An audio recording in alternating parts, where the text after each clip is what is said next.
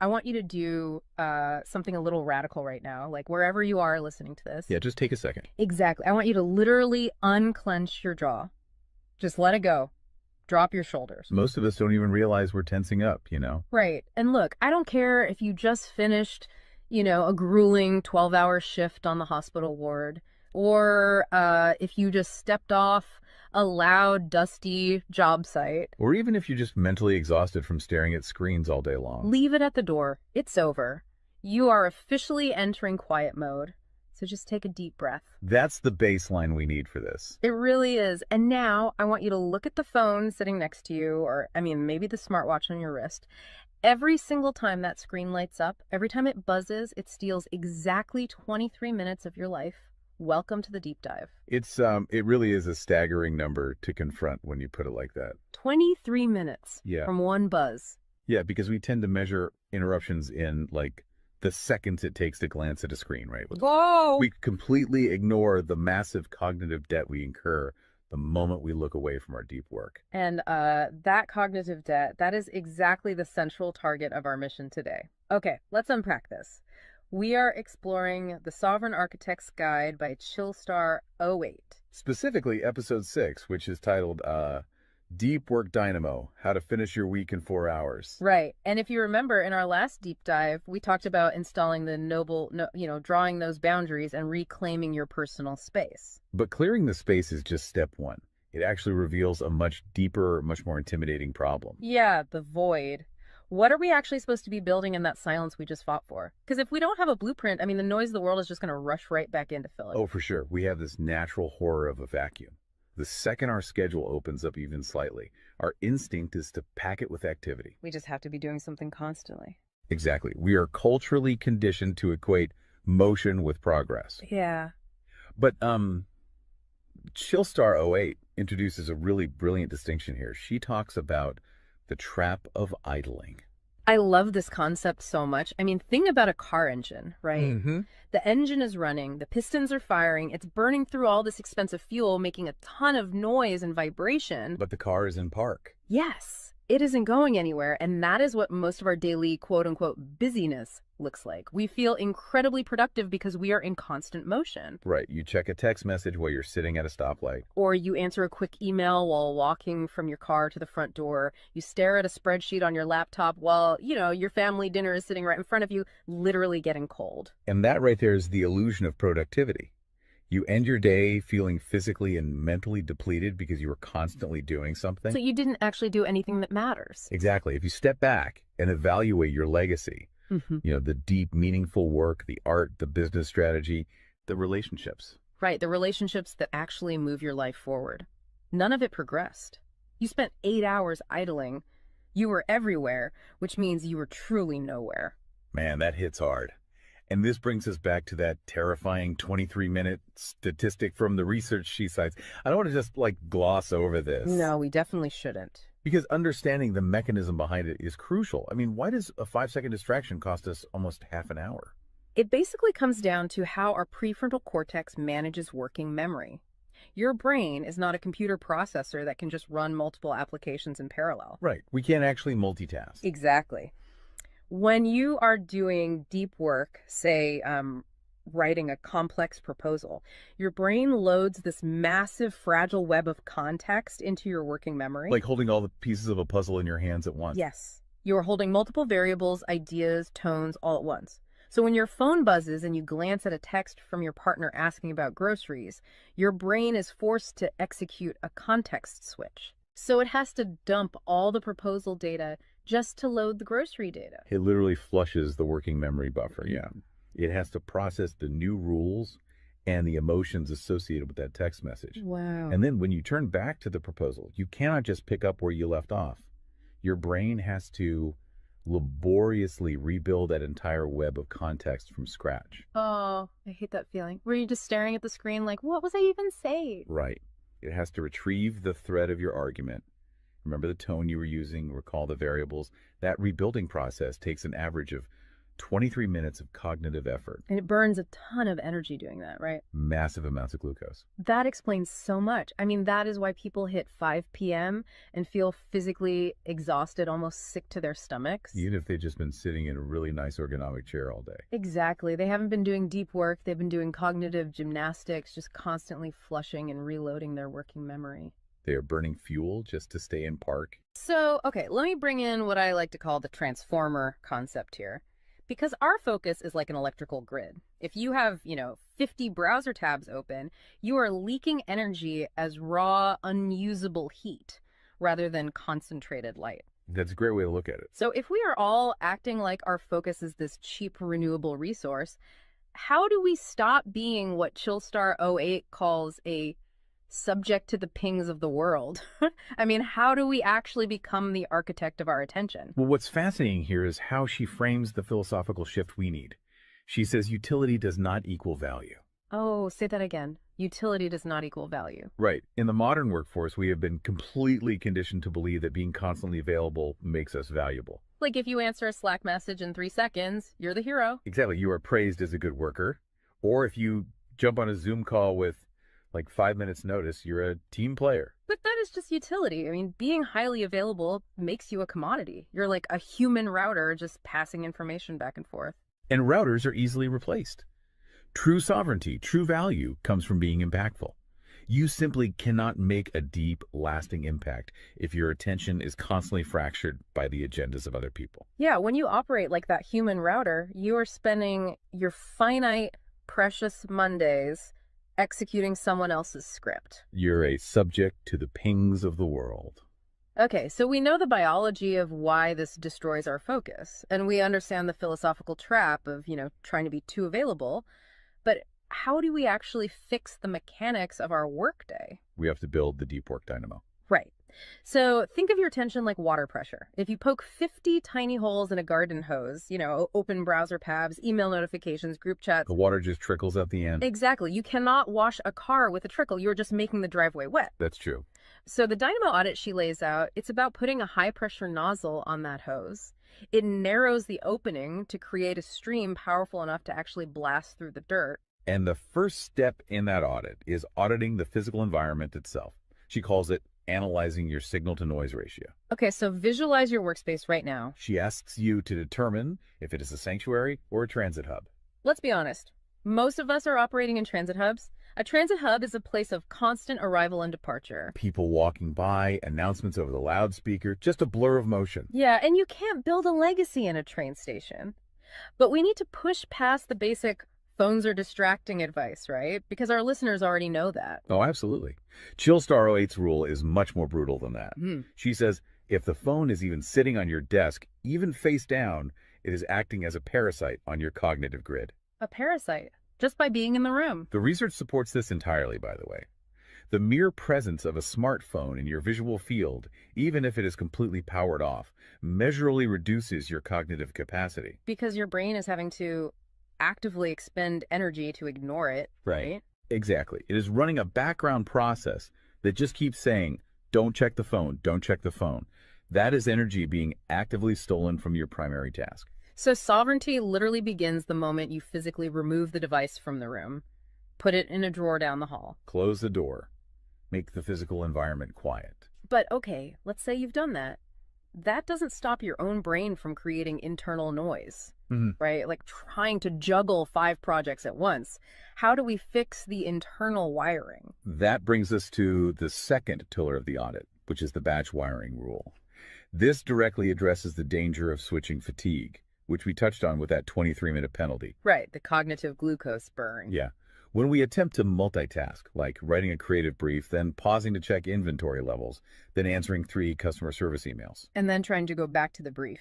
Right. We are grinding our mental gears to dust. We are switching between entirely different cognitive states. Because creative writing uses a completely different part of the brain than calculating inventory, obviously. They require entirely different operating frequencies. So the batch wiring rule dictates that you must group similar tasks together based on their cognitive load. Okay. And you do not switch the current until that specific type of work is completely done. You do all your deep analytical thinking in one high voltage And burst. then you save all your reactive administrative stuff for a separate lower voltage block later in the day. Precisely.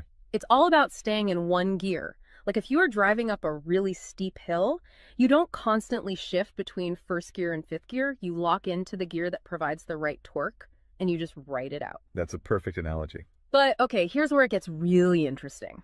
This leads to the third pillar of the audit, and this is where I actually need to seriously push back on the source material a bit. She calls this the zero access window. Ah, yes. This is usually where the resistance starts for people. Because it sounds impossible for a normal person. She says you cannot just plan to be focused, right? You have to legally schedule it. You have to lock in one sovereign hour. Yeah, 1 hour where you are legally dead to the outside world. No boss, no family, no, hey, do you have a second for a quick question? Just you and the blueprint. It's extreme, yes. But let's do a reality check here. I mean, I see how that works for a solo digital entrepreneur or a freelance writer, but what about someone whose literal job description is to be available? Right, like an IT support specialist. Or a floor manager, or a nurse on a ward, or even, a parent at home with a toddler. How do they justify just vanishing? It feels like this advice only applies to a very specific, privileged type of worker. That is the most common and, frankly, the most valid hurdle to this entire system. But we really have to look at how the principle scales, and we have to look at the internal psychology of the worker. Okay, walk me through that. First, let's address the context of Chillstar '08's own life. She is not some solitary monk living on a mountain. She is a wife, a mother, and a grandmother. Oh, wow. Okay. Yeah, and she runs a luxury travel agency and a digital marketing business. Her entire professional and personal life is built around communication and client management. She probably receives hundreds of legitimate demands on her attention every single day. So she is really in the thick of it. She isn't just speaking from some ivory tower. Far from it. She implements the zero access window because of those demands, not in spite of them. Now, for the IT manager or the nurse, obviously, you cannot vanish while on active duty if your role is acute response. Right. You can't ignore a burning server or a patient monitor. Exactly.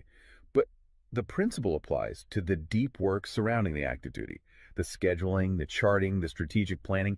Even in highly reactive jobs, there is legacy work that gets pushed to the margins. That makes sense. And the challenge isn't just logistical, it is deeply psychological. It's the internal guilt, isn't it? Yes, exactly.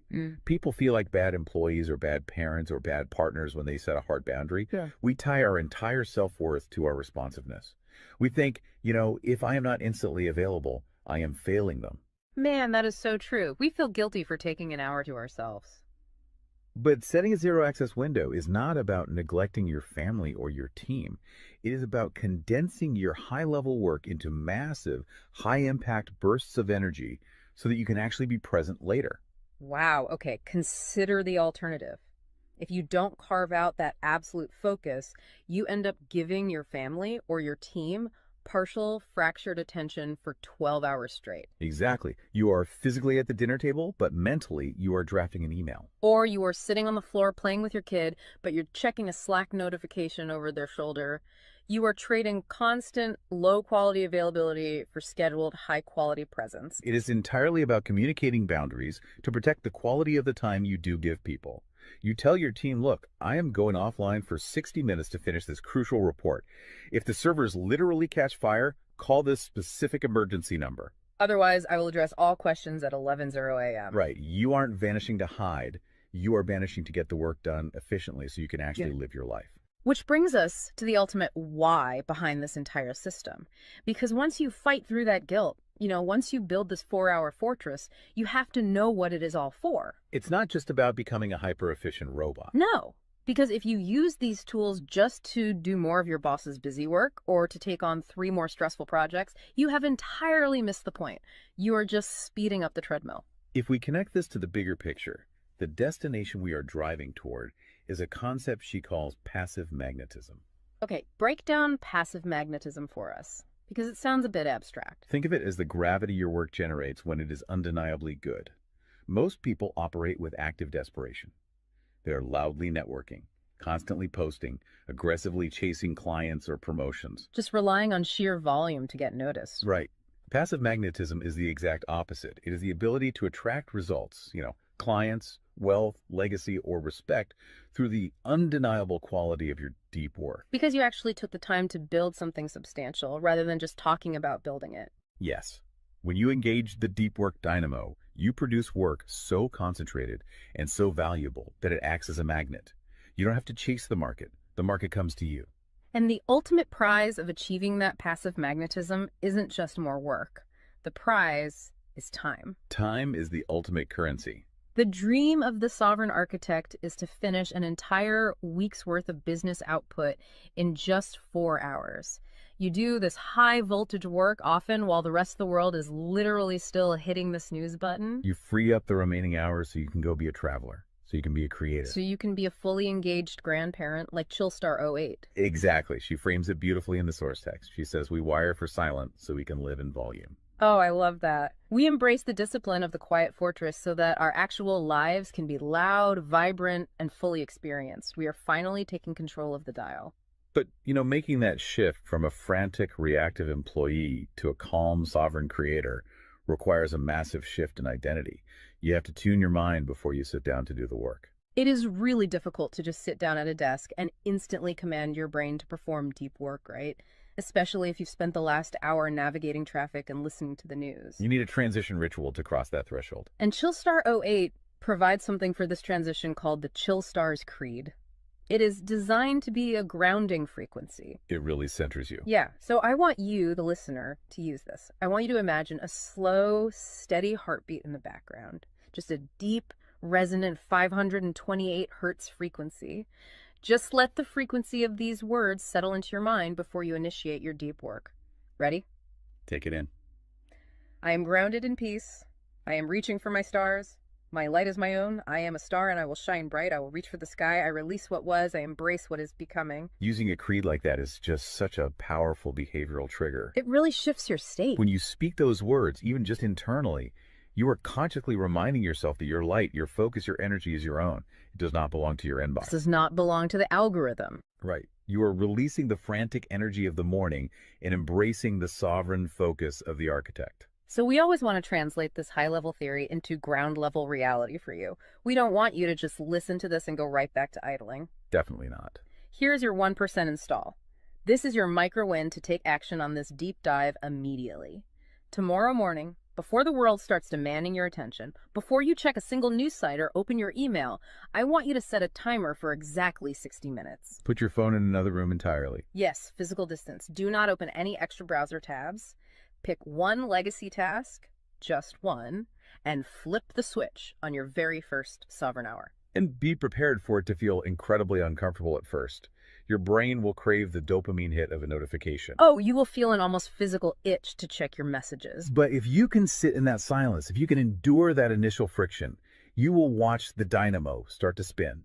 You will enter that flow state, and the old blueprints of hustling and grinding will be completely burned away. And look, if you want the actual templates to automate this piece, the specific tools and step-by-step guides to build the system out completely and protect your location-independent freedom, you can join the Sovereign Fortress on the Chillstar 08 school community. All the blueprints are there waiting for you. They really are.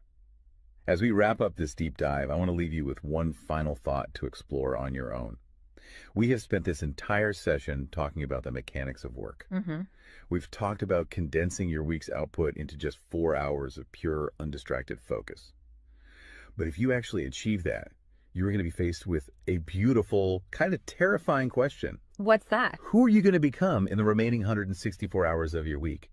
What if your true legacy has absolutely nothing to do with what you produce while you are busy, but entirely to do with who you are when you are finally completely silent? Wow. Unclench that jaw.